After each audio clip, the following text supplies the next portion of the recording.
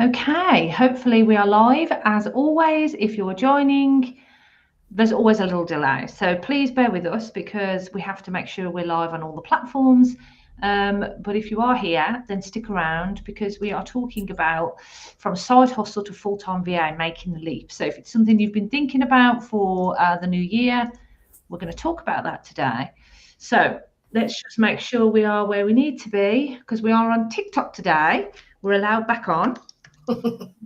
We keep getting kicked off. Oh yeah, we're definitely live on Instagram. So just double checking. And if you're joining, then this is your opportunity to join in the discussion and ask any questions that you want to ask. So let's have a look. Yeah, we are on TikTok as well. So good morning, Kirsty. Welcome to the last episode of season 2 of the VA Live Lounge. I can't believe it's the last one. I know. Where has the time gone? No. And it's been really good. I've loved joining and doing these sessions. It's been amazing. But we do need more audience participation. Yeah. We do need more questions. We get a lot of questions on TikTok, which is lovely, but we do need more on Instagram. We get people on YouTube, but we don't really manage that channel, so everything just gets kind of put on there. But yeah, we're always around to, answer any questions that people have got. But today we are, as I just said, talking about if you're doing this VA business as a side hustle, how you can go from that to making it a full-time business for yourself and earn actual money from it. Because I think a lot of people do straddle both lanes when they first start out. I did. You didn't, did you? I didn't know. I literally went from being made redundant to going straight into it. And I think as well, from my personal opinion, because we have had a couple of VAs on the team in previous that are still working full time, and I wouldn't recommend it personally, because I know from a financial point of view, but if you're in full-time employment, normally the hours are 9 till 5:30. You might not have access to your personal email unless your work, your VA work email, unless it's like lunchtime or a quick toilet trip or whatever. So you're restricting your availability and people being able to reach out to you. Yeah. So I personally wouldn't recommend it. What do you say? Well, I think it's definitely not I wouldn't recommend trying to do both, but for some people it's not as simple as that. And a lot of people do start side hustles before they move into it full time because it's whether you've got the money to back you up. I don't know whether in your situation your redundancy helped you to be able to get going. For me, it was a bit different. Like, I've done this before. I'd started a business whilst working. I know how hard it is. I literally used to work 24 hours a day before I made that transition. Once I got to the point I was earning more in my side hustle than my employed job, then I left. But when it came to me being a VA, I got the idea during COVID because I wanted to travel, and the job I was in at the time, I was managing a community centre, and heading up the fundraising committee, and I looked after the staff and all of that kind of stuff. But what tipped me over the edge was, yes, it was the money. So, I couldn't just leave that job and go fully in on being a VA because I would have taken a massive, hit on income each month. But what did push me over the edge in the end, I did start to get clients. So I think I did both for around less than a year. I think it was less than a year or maybe a year before I made the leap. And it was purely because it just became a toxic environment to work in. I was lucky because I was a remote worker. So in my other job, and it was part-time, so I could do both. But like you just said, if you're working full-time and you are committed to being on a computer somewhere and you can't then go and service clients, it becomes so much harder. I think you're right. What happens is, like, we've had associate VAs that we don't want to work with because they're not available enough, and then you really narrow your ability to get clients because you can only work in set times or evenings, and then they might not want to work with you. So it makes it almost more difficult to become a VA when you are working full time. But it is difficult if you need that money. It is difficult, but I think as well also, depending, everybody has a long day if you're in a full-time employment from, 9 till 5:30 or whatever it is. And I think as well, you put an added pressure on yourself because sometimes there are days when you come home from being in a full-time office environment, you're tired, you've had a busy day, whatever. You've then got to come into your own hustle, your side hustle, and then start again. So where's the restriction on stopping? You want to do that VA side because you want to change your work-life balance, but actually you're adding more pressure on yourself. So can you really commit to having a side hustle as much as you really need to when you're working full-time employment? But again, we come back to that issue where people not really want to be a VA, but they have no choice but to treat it as a side hustle whilst they're trying to build it because they need the money. They cannot afford to just stop. I mean, one of the things that I've suggested actually in the past is starting your business as an agency whilst you're working full time straight away, because what you can actually do is take on associate VAs and get them to do the work while you're building the business. It is a way to do it, but I think there are some benefits to treating it as a side hustle to begin with. So it's low risk because you learn as you go along. You've got things like you can test your services. Bear with me. People are calling me whilst I'm doing this live. Do you not know I have important things to do, people? Servicing the followers. Testing your services so you can build your confidence, you can figure out what you actually enjoy. This is something I actually did. I worked as an associate for a big organisation while still working, and I always think it's one of the best things I ever did because I made loads of mistakes and my brand reputation wasn't ruined because I wasn't doing it under my own brand. Yeah. And also you can get clients and the proof of concept before quitting the day job. So you could, but it is hard because you are going to kind of, you're just naturally going to find it more difficult. But I do think if you did something like Time Etc. was the company I worked for. So if you did do something like you worked for a company like that, started to really test your skills, your knowledge, build up, an income stream, that you could kind of take a dip in your income by leaving earlier. So you are going to take a hit somewhere, but it'll give you that scope then to build your own business up. Yeah, I think that might be a good way to do it. And that's actually how I did it. So when I was made redundant, I had stupidly one client who was my previous employer. That's how I started. And then I met you and became an associate. And actually, it's only this year, all of the clients that I work with are through the agency, apart from one who I've only just started working with this year. So my best advice would be is to work with an agency as an associate, because you still have an additional income coming in, which you can bank to the side and not touch because you're still working in full-time employment. You don't have the added pressure of coming home and having to do all the marketing and all of that kind of thing, because that's all done for you. So my best advice would be is if that is the route you want to go down, is to join agencies and work, because a lot of agencies, they do sometimes look for people who are willing to work evenings and weekends and things like that. And again, the pressure isn't on for you to go out and find those clients. The pressure isn't on for you to then drag yourself home from your full-time employment and then go, oh, I've got to go, do all this social media, blah, blah, blah. You're actually just coming in and starting work again. So you're removing that pressure from yourself. Yeah, I think that's really good advice, starting with an agency. Like you just said, all your clients are through my agency, apart from one. There's nothing to stop you still advertising your own services at the same time. Yes, you won't earn as much, but like you said, it's more guaranteed income. And once you've, like you just said, you've hit that income that you need to hit to then leave your job, then you still work with these associate VAs or agencies, and then you can continue to build your business. So I think it's a good stepping stone approach. So become an associate first, leave your job, then start trying to do it by yourself. That's technically what you're saying, isn't it? That's what I'm saying. And also because I didn't have a vast skill set when I first started doing this. But now the services that I can offer and the things that I've learned being with an agency are so vast now. I'm doing social media, or I'm just migrating a CRM system over for my own client, and it's all that kind of thing.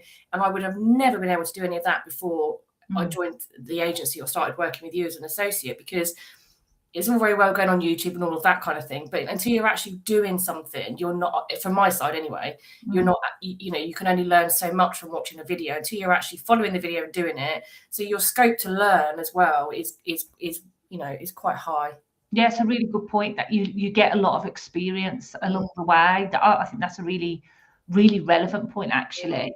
I suppose people need to know the signs of when they're ready to make that leap. So I think some of the signs are you've replaced or you're close to replacing your current income.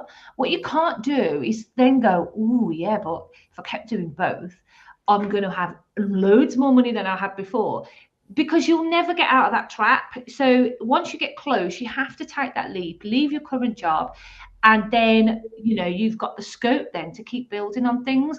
And I do think if you're getting close to turning down work, or you're burning out because you're juggling, that's another sign where you've got to make a decision. You can't go on like that. And then once you've got like consistent clients, or you've got like reoccurring income, that's another sign that it's time to leave your full-time employment.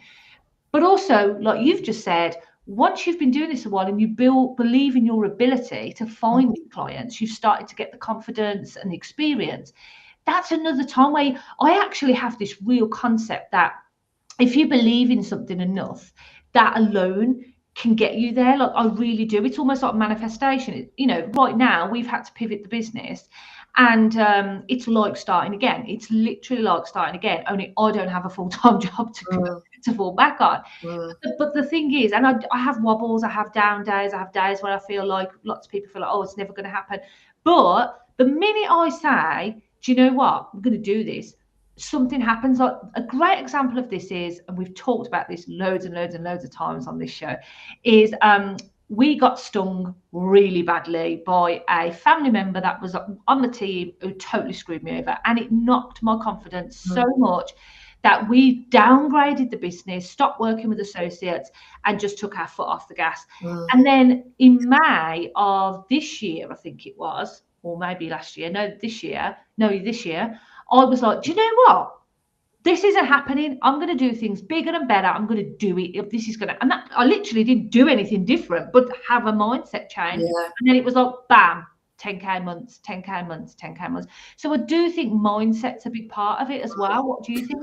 I agree. And it's the natural thing. Somebody said to me the other day, fear is our own worst enemy, isn't it? Because it's the fear of, taking that transition from being comfortable in a job that you've been in for years and years, and you've got a regular salary and, all of that kind of thing. But it's taking that little jump, isn't it, to actually go do it. But I think if you don't take a risk, you're never going to know. Yeah. I could have given up on this years ago. Yeah. The arguments I've had with family members about this, you'd never believe. It's like bloody EastEnders, because it's, you know what I mean? Because they're like, what does it mean? All that kind of thing. And there are times when you've gone, do you know what? I just can't do this anymore. It's just, finding that inner side. But you're right. You have to give yourself. Well, I remember we had that conversation when that happened, that incident, and we both sat there and we did cry. We cried on that call. And we didn't even speak very much, really. We just sort of stared at each other in complete disbelievement.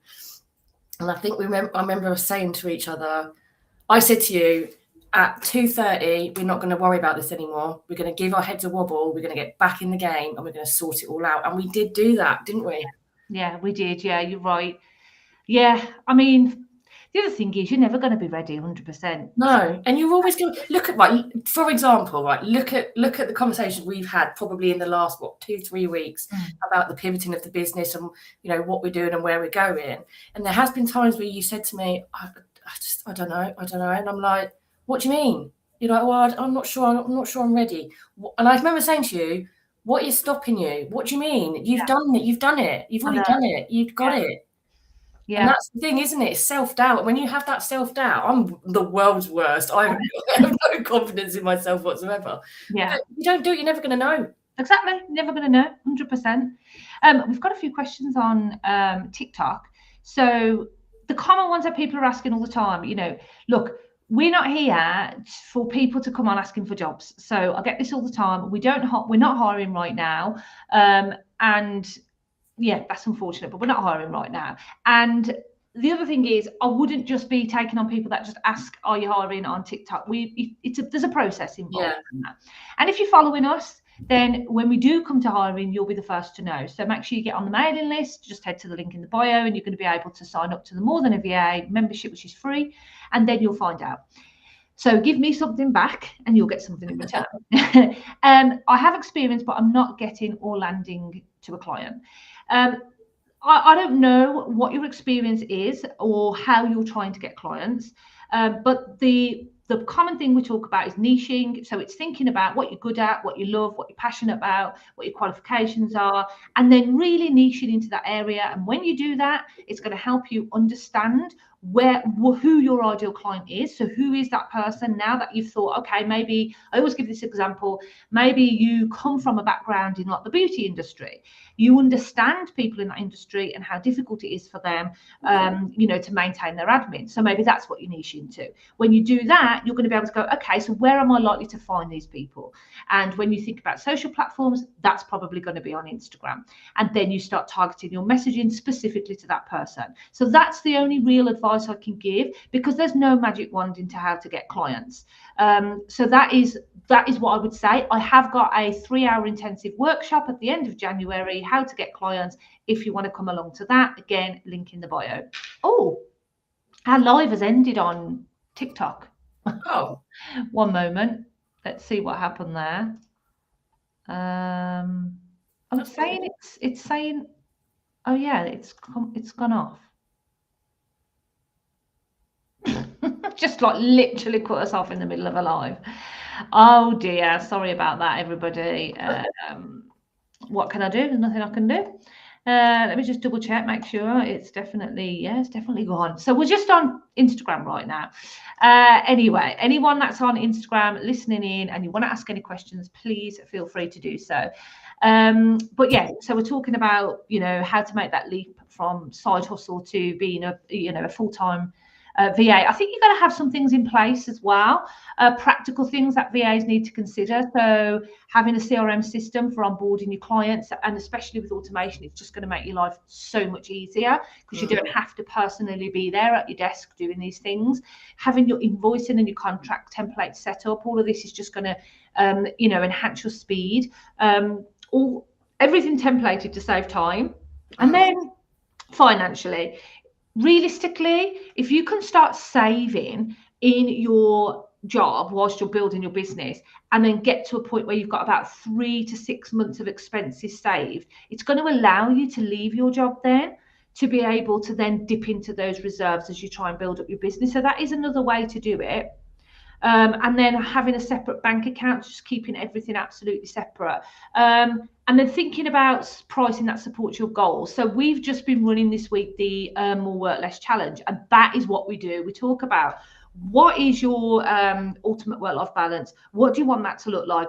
Then you think about, well, how many hours have I got left to work each week? And then you go, okay, well, how much do I need to charge to get to my dream income based on how many hours I've got? And a lot of people don't start like that. They don't think like that. They just go all in and start compromising on their commitments or their time. And suddenly they're working 24 hours a day. And that's not why you should start a VA business, is it? No, I think you made a good point there about having your contracts, your templates and everything in place. And I think as well, if you do have all of those things in place, it comes across to potential and clients that you are professional. You're not just somebody who's like, got a couple of hours free for during the day. I remember somebody said to me this year, actually, they didn't realise, I didn't realise you were a virtual assistant. I thought you were just like a school mum, like had a free couple of hours during the day.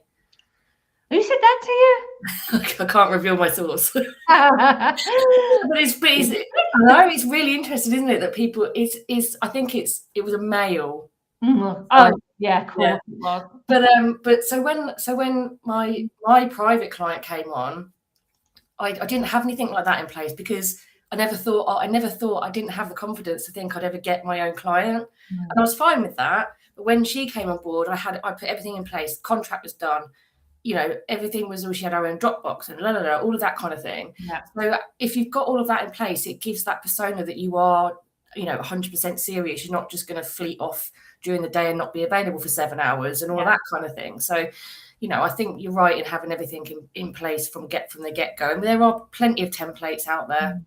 Yeah, well, we've got loads in our community, in the resources area. So I think it is important to have everything in place ready. It will streamline your operations and make things easier. And then just being really clear on your availability. So like I just said, just to make it really clear, what I have got an ultimate work-life balance planner, so it's in the resources. You can download that. It's a fillable PDF, and then you work out, what do I want my working week to look like? So I take the kids to school, I pick the kids up from school, I go to the gym, I stop for lunch, I walk the dog. All of those things should go into your actual schedule and should be something that you're not willing to compromise on. So you treat them like they're concrete bloody boulders. They are not to be moved. They are staying there. Because if you don't do that, what happens is you start to go, oh, but you know that half an hour a day I'll put in for a walk, stretching my legs, I could just take that out and I could just do more for clients. It's not the way to go. You might think it's okay now, but it won't be when you're burning out in a year's time. And then you go, okay, now I've put all of these non-negotiables into my day. It only leaves me with 4 hours a day, 3 hours a day, 5 hours a day to actually work with clients.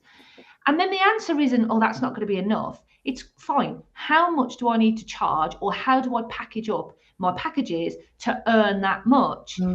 So you look at your income that you want to earn each month. How many of these things do I need to sell? How many hours do I have to work? How much do I need to charge? So what I don't do is increase my hours.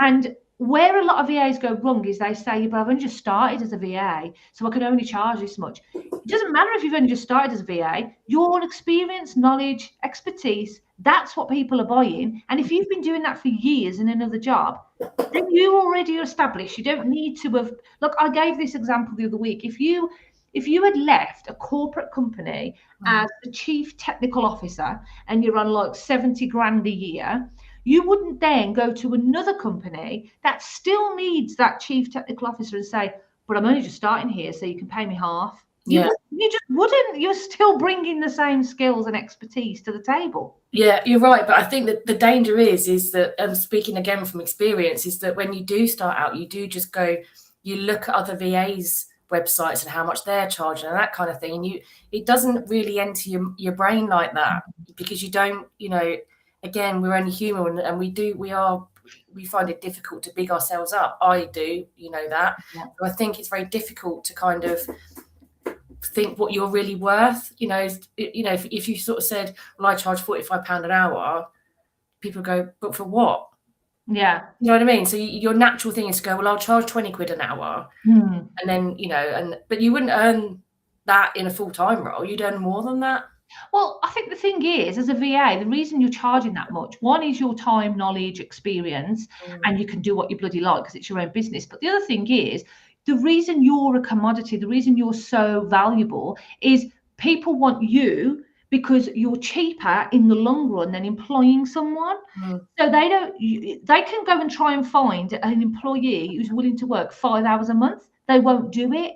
And so they're paying for the privilege of you, giving up your time to work 5 hours a month for someone. And that's the reason, that is the reason. This is why a lot of tradespeople will come to your house for 3 hours, but still charge you for a day, because they might not be able to then get that work somewhere else. So that's another reason. It's the benefit of the fact you're willing to work for much less than part-time hours. Yeah, and I think as well, a point somebody said to me the other day about having a full-time employee versus a VA, but you don't have that issue of, sickness, holidays, who's going to cover, if they break their leg or get hit by a bus or anything like that. So you don't have that pressure of having to find cover. And something that we offer as an agency is that if for any reason a VA is not available, we have other VAs that can step in straight away. So there's no there's no sort of annoyance to the client that there's, somebody's not there to fill in. Yeah, absolutely. What is one thing you would put in place if you had to go back and do it all over again before you went full time? Oh, I don't know really, because I kind of had to go full time. It was for me, it was all or nothing. Like I didn't have the option of doing both or doing part time and this. I kind of sort of somebody just said to me, well, why don't you just do it on your own? And I went, yeah, that's a good idea. And then within 24 hours, I'd been out and bought a computer, and did a logo and all of this, set up LinkedIn and didn't use it. So, and all that because I didn't know how to. Set myself up an email address, which was really bloody hard at the time because I didn't know what I was doing. Now I can do it with my eyes shut. Didn't have a CRM system or anything like that because I didn't think I needed it. But now, and that's why I think we do this as well, to offer people advice that get all of that stuff. We've done it the wrong way around. I've done it the wrong way around. You should get all of that set up beforehand. So you've got your contracts, your availability, your calendars, particularly. So you've got that link to be able to send out to people. I actually did that. I did a book a call thing through Calendly, I think it was. So I had all of that, but you need to get everything prepared beforehand so you're ready when all your clients start coming in. You're ready. Yeah, I think I would change two things. One, I would have charged more, and because I've got loads and loads of experience, and I didn't value that like I advise people now. I just thought, oh no. And the second is I would have packaged things up differently. So if people don't know, what we used to do was what a lot of VAs do. We charged 5, 10, 15, 20 hours, whatever it was, but it was for anything. Yeah. And what you end up doing is working really, really minimal wage, to be honest, for doing things like graphic design and web development and social media marketing. And if a client was to go to a company for that service alone, they would charge a fortune. So we now package things up in admin plus marketing, admin plus tech. And people have to pay more for those services because it's more expertise, more knowledge. So I definitely would have started with those things in place, because the cost of not doing that was real. We lost money because we were working with associate VAs who said they could do things they couldn't do. So I definitely think have your packages in place. And for God's sake, do not charge on invoice. There's somebody joined my live the other day for the challenge and told me that's what she's doing. And I cannot stop telling VAs off for this. If you are allowing someone to have time with you and they say it's on retainer, it's not on retainer if they haven't paid anything yet. A retainer means you take the money first. So then at the end of the month, they then bill them for how many hours they've done. And I'll give this example all the time. If that client does 40 hours one month and 20 hours another month, you always have to keep them the 40 hours available in case they come back for 40 hours, which means you're technically giving away 20 hours for free. Exactly. And it's stopping you working for someone else.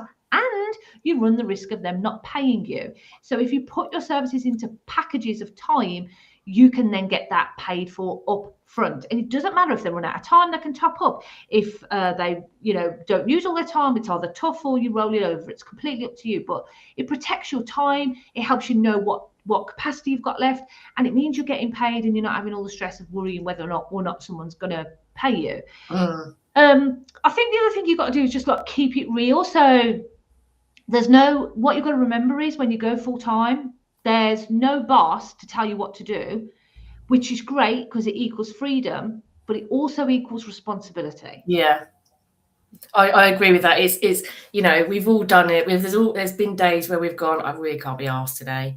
But you have to hold yourself accountable for that. You have to discipline yourself and be like, I've said to you before, I sometimes put a post-it note on my desk, like just keep going and all that kind of thing. Not because I'm being lazy, but sometimes you just think, I'm so tired. My brain, I could literally take my brain out and wash it. It's so drained.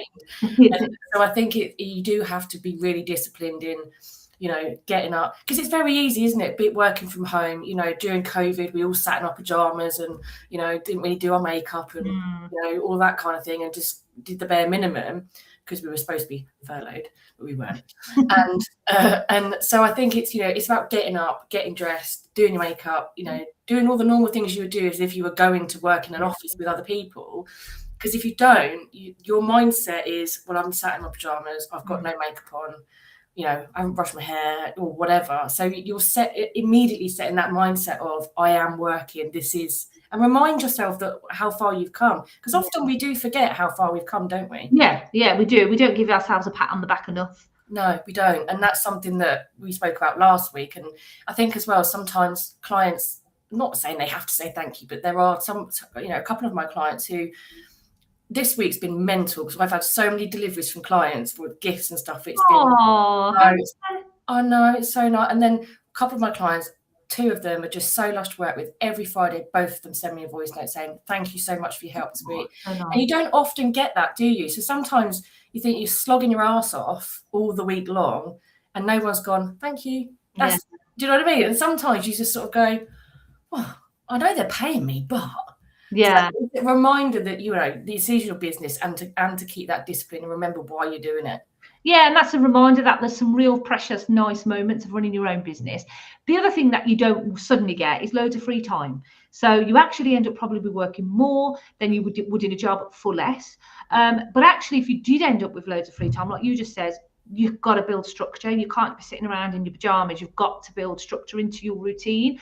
My brother-in-law he's tried to do the self-employed thing. He keeps having to go back to work because he just can't do it. He cannot compartmentalize being at home, not getting distracted, being lazy. And for some people, it doesn't work. If that's you and you know that, doesn't mean you can't start your own business. Just invest in a co-working space or an office. Don't be at home. Like, treat it as if you're going out to work. You just said you get so tired sometimes. That energy really does shift because you are building something for you, and it feels like you're constantly hustling. We talked about this the other week. Like, the income roller coaster is real. You're going to get like, oh my God, I got a new client, This client just cancelled, this client just cancelled, this client. And it's like every time you do well, loads of people leave, and then you're just constantly in this flipping cycle of trying to earn money. And what happens as a result of that, it gets really easy to say yes to the wrong people. And we've all made those mistakes of saying yes to the wrong people. Oh, horrendous. We've told on here about that. The two stand out for me was just awful. It was just, yeah. We laugh about it now, but at the time it was like soul destroying. What's going on? Yeah, you feel like you're losing your mind, and I think you've got to have that mindset really early on. And you know, it's hard. Like right now, as we've said, the business is pivoting, and I know we have to work with high ticket clients, and these low ticket people keep coming in, and it's so tempting because it's money straight away to say yes, but it's the wrong thing to do. So I'm standing my ground and I'm saying no. And you might look at me and think she's freaking mental. She's got no money. But I know it's the right thing. I have to do it, because if I don't, I'm sending out a message to people, to the universe, that we're still small fry. And I can't do that. So, and it's not just that, but it's also the right kind of clients. If you're getting bad vibes, if you've got people that have been demanding, all these red flags, don't do it. Just follow your gut and say no. Yeah, I think you're right. But I think, again, it's difficult, isn't it? Because, you know, if I touch on just one of those clients that just drove me insane, I think it's difficult, isn't it? Because you've almost got to you have to set those boundaries from day one. These are the times like I'm doing next year. These are times I work. These are times I'm not available. I don't work weekends. You know, we've all made that mistake of, I did it last night. Just quickly hot. One of my clients was like in desperate need. They were in an absolute mess. And they were like, can you help us? Can you help us? We don't know what to do. So I kind of came up, and it's fine, because I don't mind doing that when they are in, you know, the real shtick. Yeah, but that I'm sending out an email at the end of, you know, this period to say this is what I'm going to be doing now. Yeah. And but I think if you have that mindset and you have that strength to say from the beginning, I don't check WhatsApp at the weekend. I don't check my emails at the weekend. I'm available Monday to Friday, 10 till 4. I take an hour for lunch and an hour in the morning to walk the dog. Then that's it, isn't it? And if people know from the get-go that, you know, right, because otherwise, if you don't do that, they're going to be like, well, she messaged me last night at 10:15. Why don't you make that mistake? And I think but again, with the client that I helped last night, they have they understand that they wouldn't ever do it unless it was really necessary. So I think that, you know, I know what you're thinking, naughty girl. I always think, what is an emergency? Well, what is an emergency? Is the house on fire? I know, and I wouldn't normally do it, but they are sort of like an ad hoc hot client, and something had gone very, very wrong, which I couldn't just leave them to it. And I know in normal circumstances, and this is what I'm stopping all of this next year, in normal circumstances I wouldn't, but because it was quite serious, they didn't know what to do or anything like that, I kind of felt like I had to. Yeah. And I think if you have that mindset of, unless it is a real emergency, then just have that thing to say from the get-go, I'm not available in the evenings. Yeah. We've all done it. We've gone, oh, I'm downstairs on my laptop, I can't start the clock, whatever. Don't do that. Yeah. Worst mistake ever. Yeah, it is. I think having boundaries is crucial, just crucial. But thinking about leaving your full-time job to move into your side hustle VA business, you don't have to wait till it's perfect. There's no such thing as perfect. We talk about VAs that concentrate on building a website. No one cares about your website. I haven't got a website. No, Kirsty's been a VA for like what, 5 years? Not been 5 years. And I've got 9 clients. There you go. I don't need a website. I think the thing is, what you've got to remember about websites, unless you're ploughing loads of money into Google Ads, no one's going to your website. It's where you're sending people to. So they're not coming from your website. You just need something like, you can have a Canva link to like a portfolio of services, something like that. But you don't need to wait until you've got this perfect website that you've invested time and money into. Other thing is, I think if you get into the mindset of acting like a full-time VA before you become one, will really help you make that shift, and building that consistency, routine, and the confidence as early as you can. Confidence, we've said, if you had to think about the one thing you need to invest in before you become a VA, it's a confidence coach, because you're gonna need a strong mindset and the confidence to say no to people, to not be knocked down on your prices, to take the hit when you've got a bad client who's putting you down. All these things are going to happen. You're right, because I got my clients through working with the agency and working with you as an associate. Earlier this year, when this client contacted me privately through LinkedIn, I was like, what, I don't know, I'm never going to be able to do it. I'm not going to be able to, I asked her what she wanted. We had a meeting and we just clicked from literally the first meeting, and we decided we'd work together. I remember coming off the call going, I've done it. This is where I wanted to be. This would be a massive game changer for me, like, financially and everything else. And I just did it. But it's that confidence thing, isn't it? Of getting to where you are. And like I say, sometimes you forget how far you've come. Yeah, you do forget how far you've come. And I'm definitely going through that at the moment. It's hard to remember that. And it's not just that, but like for me at the minute, some people, but you can do it. You've been doing it the last 4 years. No, I've been running businesses for 21 years. I'm bloody exhausted. And it is thinking about it in that way as well. Like you've just said, like you've come this far, you've proven that you can do it. I always say to people, it's not that you can do it, it's that you are doing it. You're already doing it. So just believe in yourself. For the people listening, are you thinking of going full time? Are you already a VA? Have you decided to take the leap? Put it in the comments, any questions, or DM us if you've got a big question that you don't want to share fully. I'm going to sneeze. Also, we are looking to have a VA on with us next year, whether you're still full-time employment or using it as a side hustle. If you want to come on with us and chat with us, we'll do things live with you so you can see how to do it. You can chat, you can ask us anything you like. We're very open and honest here. If anybody's interested, then just get in contact with us. Just send us a DM over. Yeah, we've got, if you go to morethanava.org/podcast, there is an application form on there. And like Kirsty said, we'd love to do a live with a VA that is just starting out and can kind of just get coached for an hour on all the things that they can for free. Do. Yeah, for free. So we'd love to do that in the new year. I think the other thing is, like we've said, don't skip systems. So put them in place. Early doors, they'll save you loads of time when you do go all in. And if that means investing, invest. Don't scrape. Like the amount of people that skimp and scrape on the right system, I'll go for the free one. you just end up spending more money and time in the future. So invest early, especially if you're thinking about scaling into an agency, then you'll want the right system early on. Which reminds me that the membership has opened today, and you get the exact system to scale your business, to manage everything. And there's so much in there. Just go to the link in the bio and you can see what that's all about. But yeah, I think for me, there are lots of people trying to do both. And I think the ones that have the most success are the ones that just go for it in the end. I mean, if you don't, you kind of think, I know it's scary, but if you don't do it now, when are you going to do it? You're always going to say, well, actually, I'm not ready yet because I haven't done A, B, and C. But do A, B, and C, then you'll be ready, and then just do it. Otherwise, you're never going to know. Yeah. But I think if it's financially difficult, save up. And so you've got a bank of money, like reserves in the bank, so that you can, make that transition. Work as an associate VA, like you said, in the beginning, so that you can, you can be quite flexible and you can still build up your income. Consider taking on associates straight away.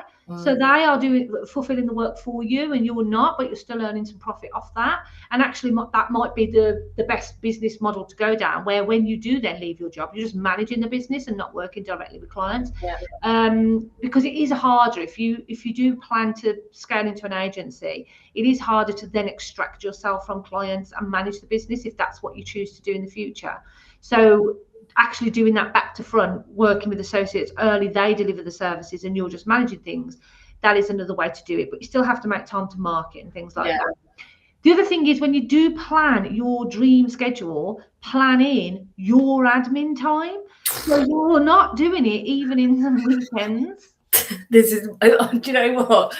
It's so bad. And I say to my client, some of my clients say to me, you must be so organised.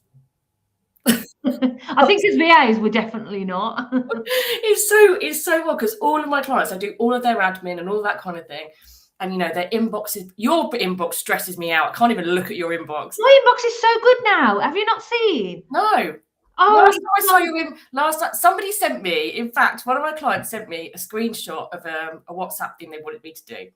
And their WhatsApp had 166 messages in it. Oh yeah, you don't want to see mine. And I was like, what are you doing? I had sweaty hands and everything. So I clean all their inboxes and everything. And to be fair, I do have a clean, end of the day, clean inbox. That is one of my things. But things like...